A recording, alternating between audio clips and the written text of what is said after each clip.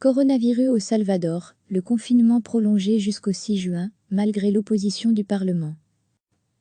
Le gouvernement du Salvador a prolongé ce mardi soir le confinement de la population jusqu'au 6 juin, avec pour objectif de limiter la propagation de l'épidémie de coronavirus. Le décret gouvernemental permet aux Salvadoriens de seulement aller faire des courses alimentaires et de se rendre dans les supermarchés et les banques. Il interdit de circuler dans tous les transports en commun, car il reste le lieu d'une contagion importante pour le Covid-19, a déclaré à la presse le secrétaire juridique de la présidence, Conan Castro. Celui-ci a prévenu que ceux qui enfreindraient le confinement seraient contraints à un examen médical pouvant déboucher sur une quarantaine obligatoire de 15 jours. Le Salvador compte 1498 cas de coronavirus, pour 30 morts.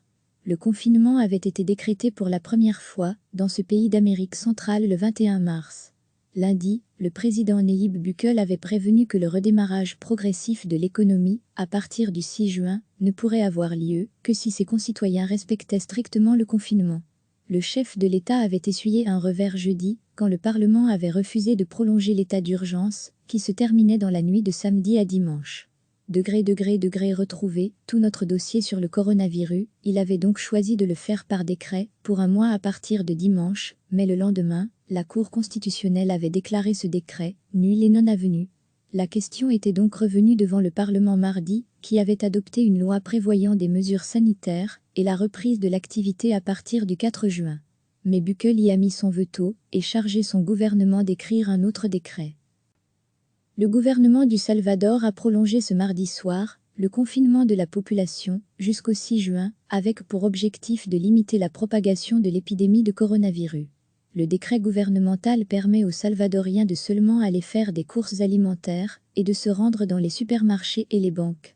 Il interdit de circuler dans tous les transports en commun, car il reste le lieu d'une contagion importante pour le Covid-19, a déclaré à la presse le secrétaire juridique de la présidence, Conan Castro.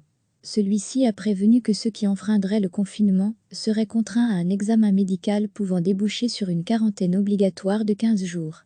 Le Salvador compte 1498 cas de coronavirus, pour 30 morts. Le confinement avait été décrété pour la première fois dans ce pays d'Amérique centrale le 21 mars.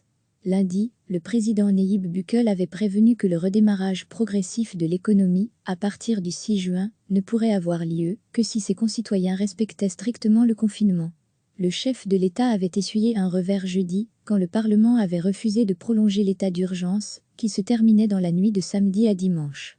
Degré retrouvé, tout notre dossier sur le coronavirus, il avait donc choisi de le faire par décret, pour un mois à partir de dimanche, mais le lendemain, la Cour constitutionnelle avait déclaré ce décret nul et non avenu.